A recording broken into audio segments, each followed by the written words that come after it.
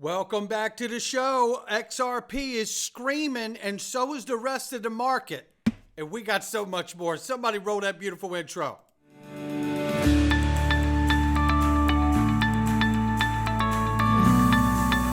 Digital Perspectives with Brad Kimes. Come on in.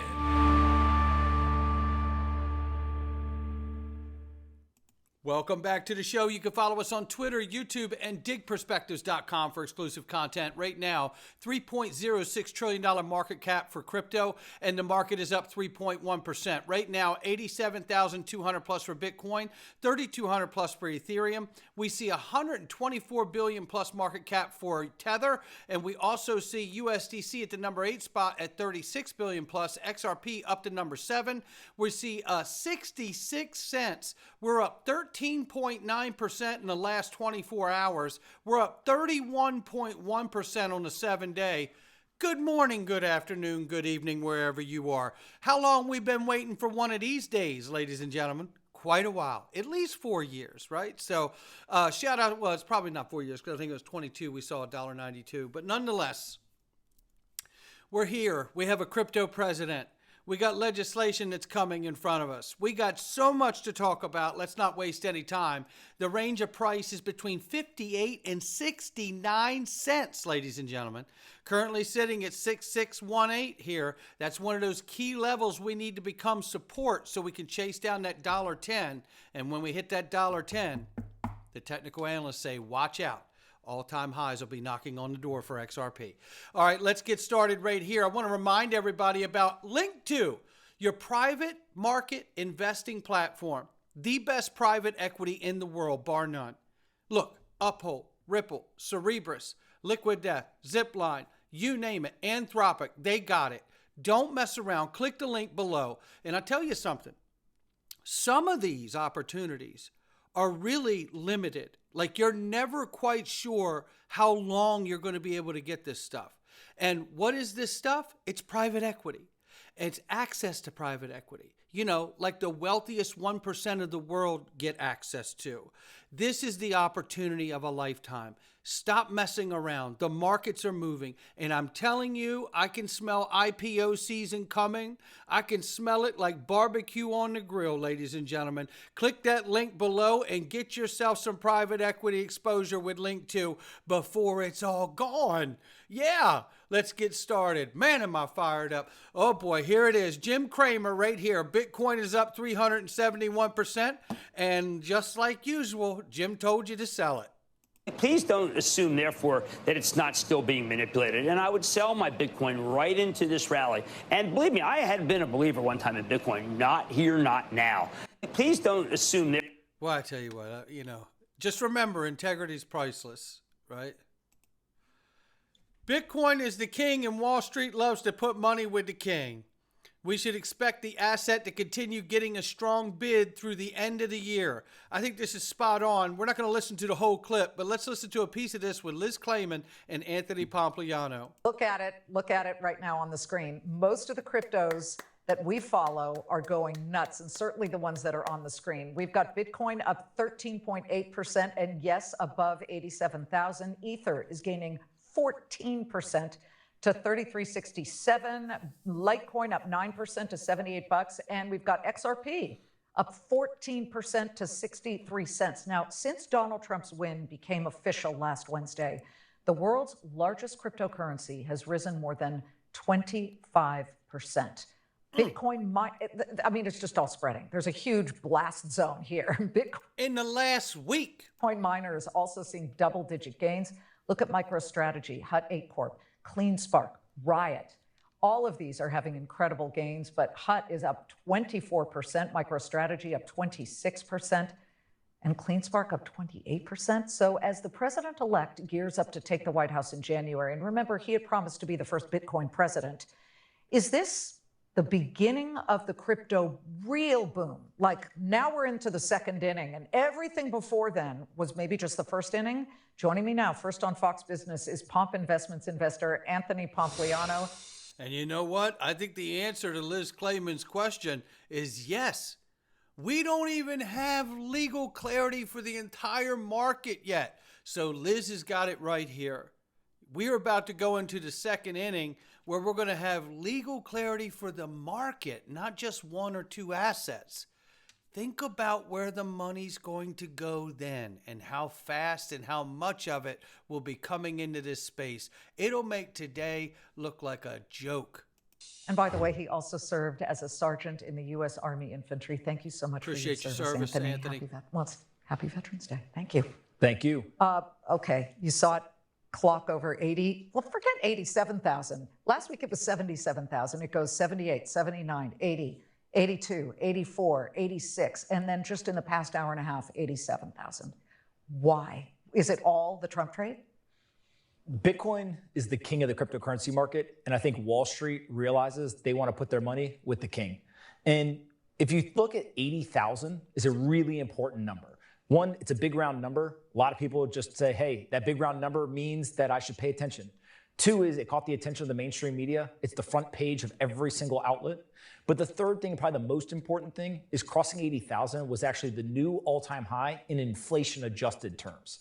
And so it was 69,000 in nominal terms, but $69,000 in 2021 is actually 80,000 today. And what drove that inflation drive, right? The mark there. It's the new tap into the ETFs, right? Being able to find new money and new liquidity that people want exposure to this stuff because Anthony's right. It's the inflation adjustment to what's happening.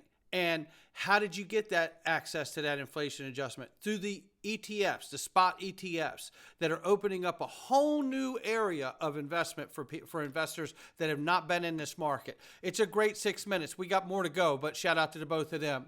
Just in, don't forget, Cynthia Lummis says we can pass the strategic Bitcoin reserve bill in the first 100 days of Trump's presidency. I say do it.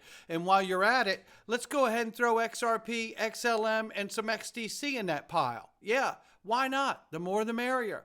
Massive XRP bull run targets $1 before Trump's inauguration. I say I triple dog dare you. Yeah, come on in. Who's going to be upset about it? Yeah, you know what? Prove me wrong. That's what we want to say.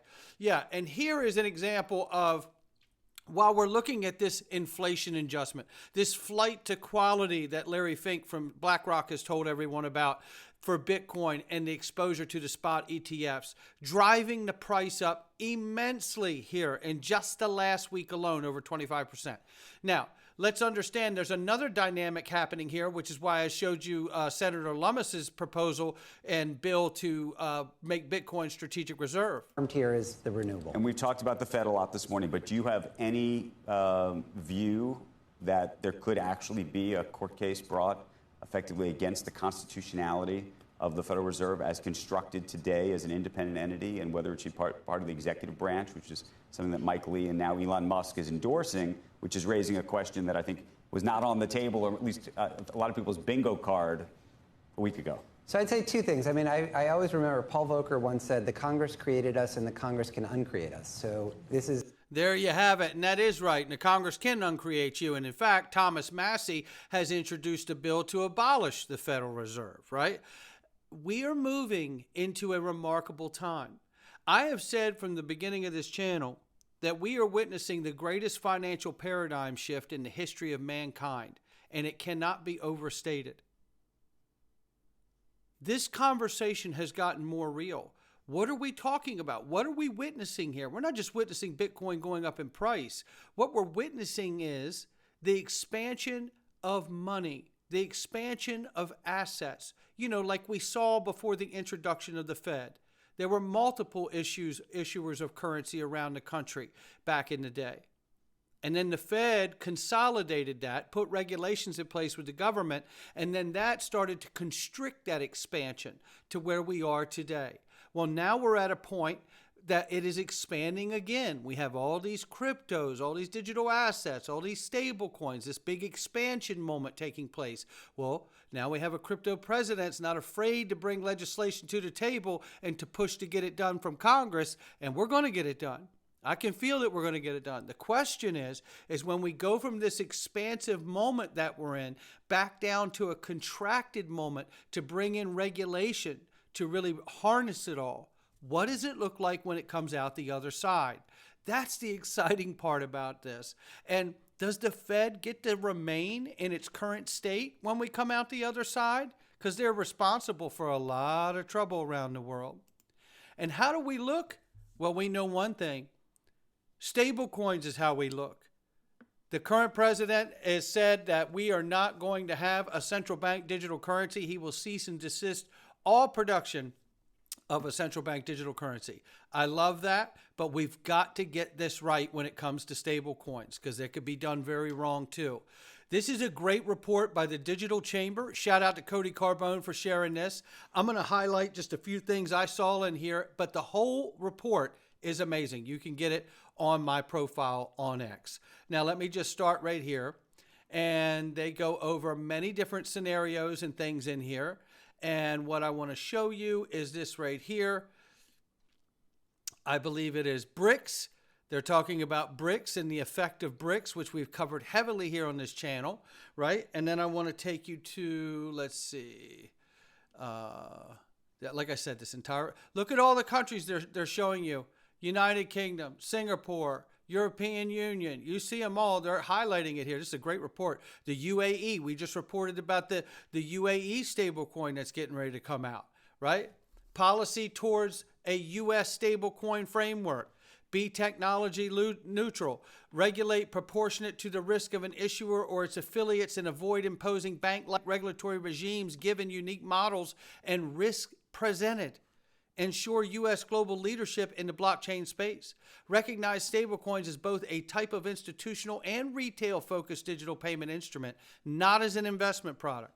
Ensure compliance with AML sanctions and countering the financing of terrorism requirements. Craft flexible, principle-based rules. All fantastic ideas. I support every bit of this. Then they lay down this. The Digital Chamber stablecoin policy recommendations. I'm not going to run them all, but they're fantastic. And I've gone through this entire thing, and you should too. The taxonomy. Make clear that stablecoins are not to be treated as securities under federal securities regulation. Reserves. Obviously, 1-to-1 with the amount held in reserves equaling or exceeding the number of stablecoins outstanding. This way you guarantee that there's not a run on the actual stablecoin because they're properly backed. So, systemic designation. FSOC does not consider current stablecoin arrangements to be systemically important at this time. Appropriate for federal regulators to consider additional safeguards only when stablecoin payment systems are adopted at significant scale nationwide. Application of systemic risk criteria developed by CPMI and IOSCO could be helpful in the future. It goes on, access to Federal Reserve infrastructure. You see all of this has been laid out so well. Again, I'm skipping over amazing stuff in this report, but I want to highlight a couple other things here. Mapping stablecoin legislation to select the Digital Chamber priorities. It lines up here. Senator Hagerty, Patrick McHenry, Representative, Senator Lummis, and Senator Gillibrand. And it gives you a scorecard here, the President's Working Group Stablecoin Report. And look, Senator Hagerty and Patrick McHenry, they get a lot of checks compared to everybody else here. Look at it. I mean, they're cleaning house. So this is huge for me. And I want to go to another page. Again, this whole thing is remarkable. It's done so well. Shout out to Cody. Let's see here. Here's where I want to go here. Listen to this. The McHenry legislative text also includes the same interoperability language that Hagerty and Discussion Graph, while Lummis and Gillibrand contain similar language. However, both legislative texts do not include mention of reciprocity with the overseas issuers. It does not include mention of reciprocity with overseas issuers. You know who an overseas issuer of stablecoin is, right? USD Tether. That's what I'm saying. Gillibrand and Lummis text does not include the option for the board to issue regulations providing limited safe harbors, including pilot programs and recognition of equivalent frameworks.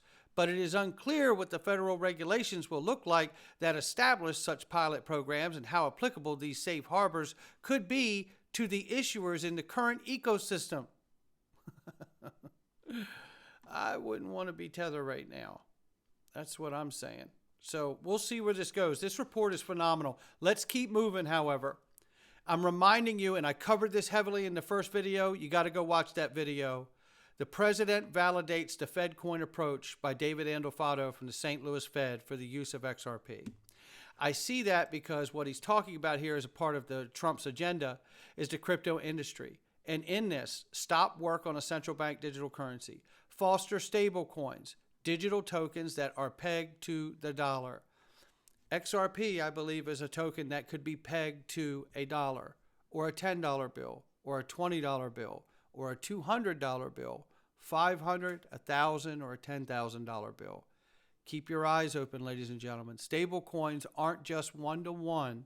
They could be to a basket of assets. It could be to a bar of gold. It could be to a barrel of oil. I think you get the point. Head on a swivel. Things are going to get interesting. And Thomas Massey, who looks like he's going to be the head of the Agriculture Committee, has just submitted a bill to abolish the Fed. But let's look at where the case is, because we need this case against Ripple to go away, to be resolved. Bill Morgan explains why Ripple is unlikely to promote XRP in the same way that Bitcoin is promoted. And he makes a great point here. He also compares Ripple's situation to Bitcoin. Bitcoin is considered a non-security, which means its supporters can promote it freely without legal risk. In contrast, XRP faces stricter rules, which limit Ripple's ability to market it. Morgan argues that this difference gives Bitcoin an unfair advantage, and he's right, helping it grow in adoption more easily than XRP. The Ripple SEC case remains a key topic in the crypto community, and U.S. Court of Appeals set deadline for the SEC to submit an opening brief by January 15th, 2025. The outcome of this appeal could significantly affect the future regulation of digital assets. We know if they miss the deadline, the case could be dismissed. However, I don't think it will be. But let's go over here because the famous lawyer Jeremy Hogan believes a change in leadership at the SEC could lead to the dismissal of many non-fraud related cryptocurrency cases. But in Ripple's case, Hogan thinks a settlement of around $125 million is likely because that's what the court has already awarded. So now with that being said, let's hear what Fred Rispoli has to say. Shout out to Freddie, new dad. Shout out to you, man. If Trump appoints a new SEC leader who is more open to cryptocurrencies, it could accelerate the resolution of Ripple's legal issues, potentially settling the case for a $125 million fine that was initially offered. This shift in leadership could also help clarify regulatory guidelines for digital assets, which could likely boost the market confidence and institutional interest in Ripple's technology. I think they paid the fine. But we could see all of this resolve very quickly. As soon as President Trump is sworn in, he can demote Gary Gensler as the chair, and the regulation by enforcement is over. Ripple could pay the check, pay the fine, and this is done. Done. Then they launch the real USD, and let's get to it. But now I want to take a second and just celebrate all of you, because XRP is the dead coin. We've been hearing it for years. It doesn't look dead today. They say Bitcoin doesn't have one person holding 1 million coins like XRP does. The U.S. government aims to hold 1 million Bitcoin as a part of Bitcoin's strategic. And it says, so why would they need XRP to transfer value? XRP will never surpass ETH market cap and is unlikely to reach double-digit prices in this future cycle. And the list of FUD goes on. And this is Egg Rag Crypto just sharing here all the things we've had to listen to. You know, this isn't as simple as you bought something and then you just made some money on it. This is where we are today.